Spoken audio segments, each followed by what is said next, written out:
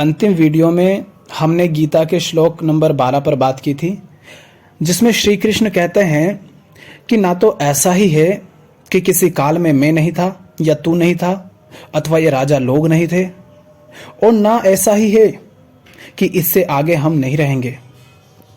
आज हम अगले 3 श्लोक पर बात करेंगे, 13, 14 और 15। 13वें श्लोक में कृष्ण कहते हैं कि जैसे जीवात्मा की इस देह में बालकपन, जवानी और वृद्धावस्था होती है, वैसे ही अन्य शरीर की प्राप्ति होती है। उस विषय में धीर पुरुष मोहित नहीं होता।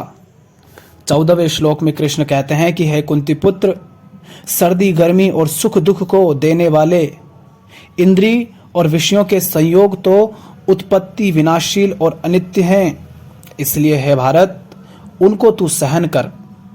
और 15वें श्लोक में कृष्ण कहते हैं क्योंकि हे पुरुष श्रेष्ठ, दुख सुख को समान समझने वाले जिस धीर पुरुष को ये इंद्रिय और विषयों के संयोग व्याकुल नहीं करते, वह मोक्ष के योग्य होता है। तो कृष्ण कहते हैं कि मैं और अर्जुन और ये राजा लोग पहले भी थे, आज भी हैं और आगे भी रहेंगे। और ये कहते हुए आगे कृष्ण कहते हैं 13वें श्लोक में कि जैसे जीवात्मा की इस देह में बालकपन, जवानी और वृद्धावस्था होती है, ठीक वैसे ही अन्य शरीर की प्राप्ति होती है। उस विषय में धीर पुरुष मोहित नहीं होता। क्या अर्थ है इसका? बचपन तुम्हारा बीत गया, वो उम्र बीती, वो विचार बीते, वो बातें बीती, वो घटनाएं बीती, वो शरीर बीत गया, तुम बीते क्या? आगे बढ़े, युवा हुए, जवान हुए, जवानी बीती, जिनकी नहीं बीती उनकी बीत रही है, तुम बीते क्या? धारा बही जा रही है, लेकिन उसमें कुछ है जो तब भी था अब भी है। और ये कोई आत्मा नहीं है जो तब भी था और अब भी है। ये तभी तक है जब तक ये शरीर पूरी तरह मिटेगा नहीं। लेकिन कुछ है जो तब भी था और अब भी है, बीता नहीं। बचपन बीता, जवानी बीती, बुढ़ापा बीतेगा, मौत आ जाएगी, फिर भी जो बचा था अंत तक वह जीवात्मा था। जीवात्मा अहम ही है। अहम, जिसे आप अहंकार समझ लेते हैं, अहम ही जीवात्मा है। और जीवात्मा को ही सूक्ष्म शरीर भी कह दिया जाता है। और सूक्ष्म शरीर माने वही सब, मन, बुद्धि, चित्त, अहंकार, काम, क्रोध, लोभ, मोह, ईर्ष्या, भय, यही सब तो थे ना, जो तब भी थे, जवान हुए तब भी हैं, बड़े हुए, बूढ़े हुए तब भी हैं। बचपन में किसी चीज से भयभीत थे, आज विषय बदल गया किंतु भय अभी भी है। बचपन था तब इस शरीर की सुरक्षा के लिए भयभीत थे, शरीर वो बीत गया, लेकिन आज जो दूसरा शरीर है उसके प्रति भयभीत हो, उसकी सुरक्षा के लिए भयभीत हो। बचपन थे तब बच्चा अपनी माँ के साथ रहता था, उसके प्रति मोह था, लगाव था, आसक्ति थी। आज उस माँ का पूरा शरीर बदल गया है, लेकिन वो बच्चा अब भी मोह से ग्रस्त है, वो भी बच्चा ना रहा, फिर भी ग्रस्त है। तो ये जो अहम है, ये शरीर बदलता है, लेकिन हम इसको आत्मा समझ लेते हैं कि आत्मा है जो शरीर बदलती है। आत्मा शरीर नहीं बदलती है। जैसे बचपन से जवानी आई, जवानी से बुढ़ापा आया, ऐसे ही शरीर मिट जाता है, फिर नए शरीर पैदा होते रहते हैं।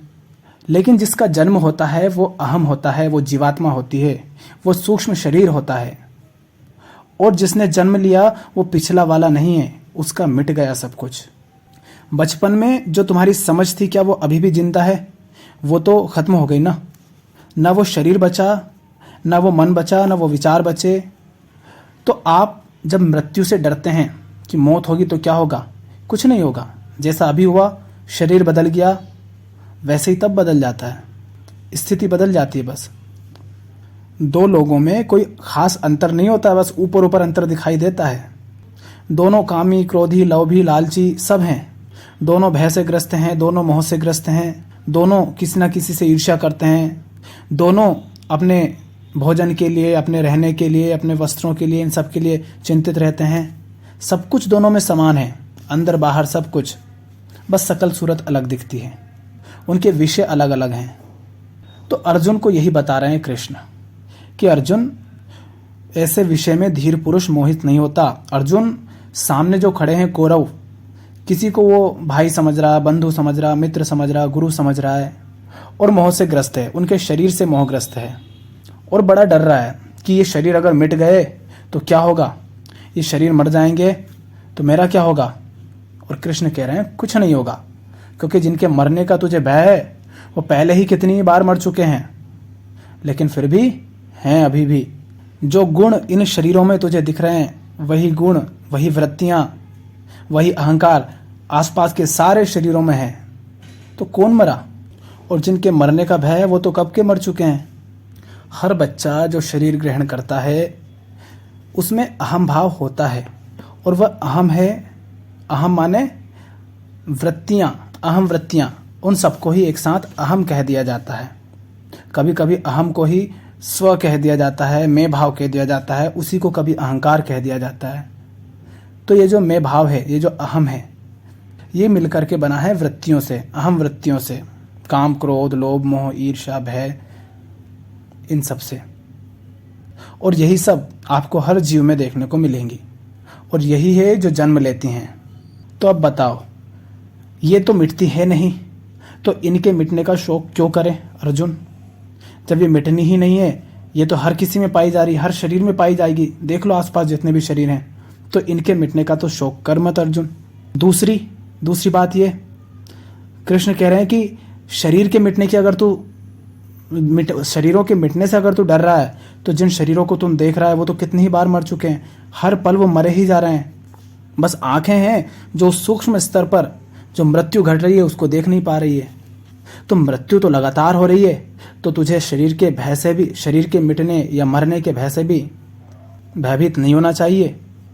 और जो अहम है, जो जीवात्मा है, या जो सूक्ष्म शरीर है, वह तो हर तरफ जन्म ही ले रहा है, नाच ही रहा है। हर पैदा होने वाला नया बच्चा उसी के साथ पैदा होता है। इसलिए ऐसे विषयों में धीर पुरुष को मोहित होना शोभा नहीं देता।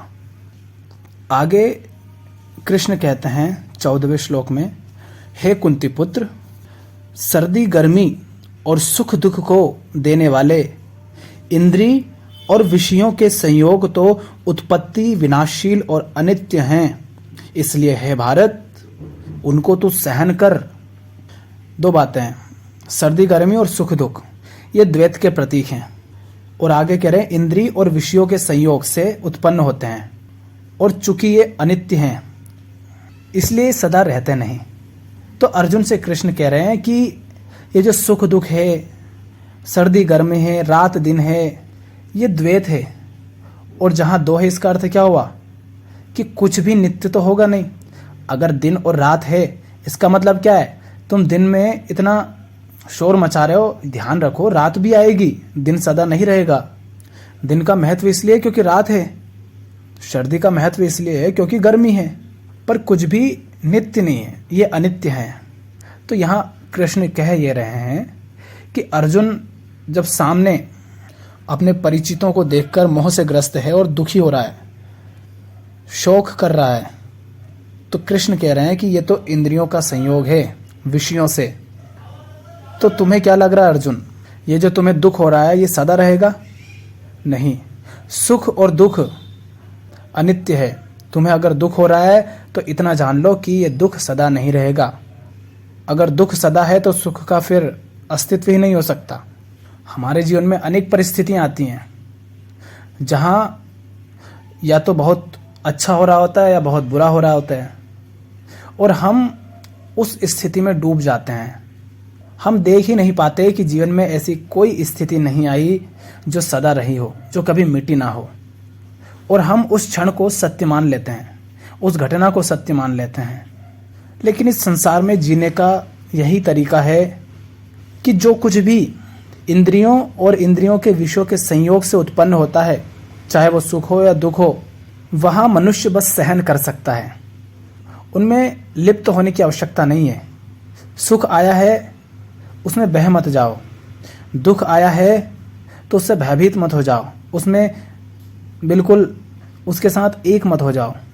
ध्यान रखो, यही ध्यान है। जब ऐसी स्थिति आती है उस समय यह ध्यान रहे कि कुछ भी यहाँ पर नित्य नहीं है, तो जो सहन करने की शक्ति है वह मिल जाती है। हम जीवन में किसी से संबंधित होते हैं तो उस समय ध्यान रखो, जो दोस्त है जरूरी नहीं वो हमेशा दोस्त रहे, वो दुश्मन हो सकता है।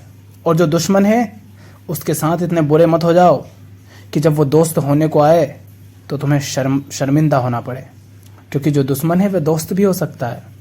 कोई आज अपना है तो जरूरी नहीं कि वो सदा अपना रहे, वो पराया हो सकता है, और जो पराया है वो भी कभी अपना हो सकता है। अर्थात जो कुछ भी आज अभी इसी क्षण है वो सदा वैसा नहीं रहेगा। इस बोध के साथ जियो। जन्म हुआ है तो जन्म के साथ उसकी मृत्यु को देख लो, ताकि जितना जीवन मिला है उसको जी सको। हम क्या करते हैं, हम देख लेते हैं जन्म तो हुआ है पर मृत्यु हमें पता नहीं होती, और हम ऐसे जीते हैं जैसे कभी मरेंगे नहीं। और ऐसे जीने में गलत कुछ नहीं है, अगर हम सही जीवन जी रहे होते हो तो। हम ऐसे जीते हैं कि कभी मरेंगे तो है नहीं, तो अच्छा जीवन बाद में जिएंगे, अभी तो घटिया जी लेते हैं। हम इस तरह से जीवन को बर्बाद करते हैं और अंत में फिर समय बचता नहीं, फिर पछताते हैं। और जो ये जानते हुए जीता है कि अगले पल का भरोसा नहीं, वो अपने जीवन के हर पल को वैसे जिएगा जैसे वो अंतिम क्षण हो, क्योंकि उसे पता है कि जीवन सदा रहना नहीं है। फिर वो दुख और सुख के झमेले से ऊपर उठकर जीता है कि दुख तो आया है सदा रहेगा नहीं, सुख तो आया है सदा रहेगा नहीं, इनको अपना काम करने दो, हम वो करेंगे जो उचित है, सही है, जो जरूरी है उसको करेंगे, उसमें जिएंगे। तुमने कुछ देखा, भयभीत हो गए, अरे इंद्री होती ही नहीं, आंख होती ही नहीं तो कैसे देखते, और जब देखते ही नहीं तो भयभीत कैसे होते। भय पैदा हुआ क्योंकि इंद्रियों ने विषय के साथ संयोग किया। तो ये जो सुख दुख है ये सब तो इंद्रियों के विषय हैं। किसी ने दो बातें बोल दी, तुम्हें बुरा लग गया, तुम दुखी हो गए, क्यों? कानों ने सुन लिया। कान नहीं सुनते तो भले ही वो कितना ही बोलता रहता, तुम्हें फर्क नहीं पड़ता।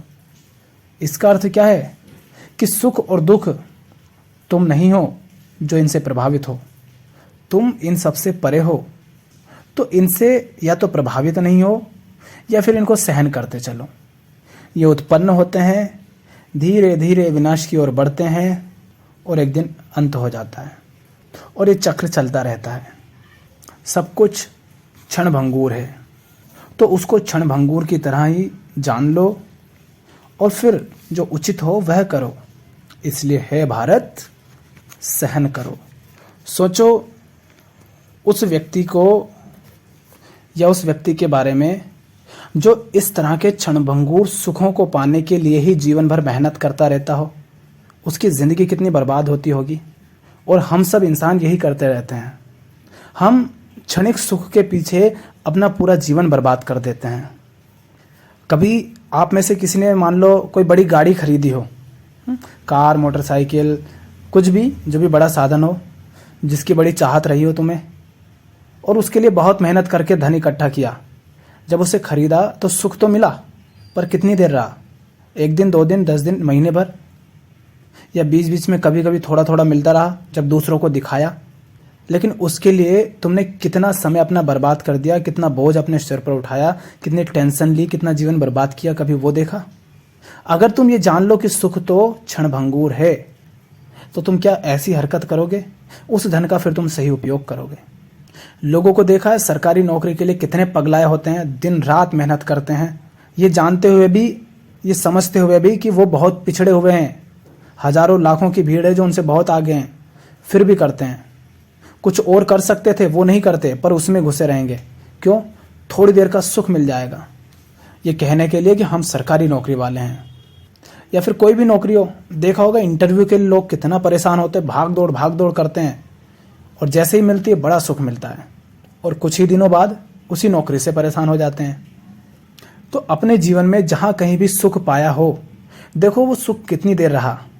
किसी को संतान सुख चाहिए, कुछ देर सुख रहता है, फिर वही संतान बोझ बनती है, और आगे चलकर संतान के लिए कोई और बोझ बन जाता है। अनेक अवसर जीवन में आते हैं जहां सुख होता है या दुख होता है, लेकिन कुछ भी सदा रहा नहीं। जिसको सुख और दुख होता है वो तो सदा रहता नहीं, तो सुख और दुख कब तक सदा रहेगा? लेकिन हमारा जीवन इन्हीं के पीछे दौड़ता रहता है, या फिर इन्हीं से बचने के लिए दौड़ता रहता है। सुख के पीछे दौड़ते हैं, दुख से बचते रहते हैं। अगले श्लोक में कृष्ण कहते हैं, क्योंकि हे पुरुष श्रेष्ठ, दुख सुख को समान समझने वाले जिस धीर पुरुष को ये इंद्रिय और विषयों के संयोग व्याकुल नहीं करते, वह मोक्ष के योग्य होता है। सबसे पहले तो अर्जुन को वो पुरुष श्रेष्ठ कह रहे हैं। क्यों? अर्जुन को बता रहे हैं कि अर्जुन, तू तो शूरवीर है ना, तू तो सहनशील है ना, तू तो पुरुषों में बड़ा श्रेष्ठ है, और अपनी हालत देख अभी कैसी हो रही है। यही तो हमारा हाल होता है। यूं तो हम बड़े श्रेष्ठ बने फिरते हैं। देखा होगा ना, जहां हमारा राज चलता है, किसी का घर के अंदर, बाप दादों का घर के अंदर चलता है, दद्दू का, देखो उनको जिनका राज चलता है घर में, घर से बाहर निकलते ही कैसी वो चूहे जैसे हो जाते हैं। ये होती है जिंदगी की। जब असली चुनौती सामने आती है तो अधिकांश लोग हम में से पीछे हट जाते हैं। ऐसा ही हाल अर्जुन का है। जहां असली लड़ाई लड़नी है वहां कांप रहा है। दुख सुख को समान समझने वाले जिस धीर पुरुष को ये इंद्रिय और विषयों के संयोग व्याकुल नहीं करते, वह मोक्ष के योग्य होता है। मोक्ष के योग्य कौन होता है? वो जो धीर पुरुष है। धीर पुरुष ही मोक्ष के योग्य होता है। और धीर पुरुष कौन है? धीर पुरुष वो है जिसे इंद्रिय और इंद्रियों के जो विषय हैं उनका संयोग व्याकुल नहीं करता। इसका अर्थ क्या है? ऐसा समझो, बहुत सन्यासी हम देखते हैं, सन्यासी हो गए लोग, पहन लिया है एक चोगा, बाल कटवा दिए, गंजे हो गए हैं, और जो भी कार्यक्रम उनके रहते हैं सब कर रहे हैं। लेकिन सामने कोई औरत आ जाए तो ऐसे भागते हैं वो, लंगोटी बांध के, औरतों से डरते फिरते हैं, बचते फिरते हैं। अरे भैया, औरतों ने बिगाड़ा क्या है? अगर तुम सच्चे सन्यासी हो तो औरत को तुमने देखा, तुम्हारी आंखों ने, तुम्हारी इंद्री का संयोग हुआ एक स्त्री के शरीर से या एक स्त्री से, माने स्त्री क्या है? विषय है, और आंखें तुम्हारी इंद्री, दोनों का संयोग हुआ और तुम व्याकुल हो गए। तुम क्या खाक सन्यासी हो? तुमसे नहीं कहा जा रहा कि तुम उसकी गोद में बैठ जाओ या वो तुम्हारी गोद में बैठ जाए। अरे भाई, वो एक इंसान है, इंसान को इंसान की तरह तो देख सकते हो ना, व्यक्ति से व्यक्ति की तरह तो बात कर सकते हो ना।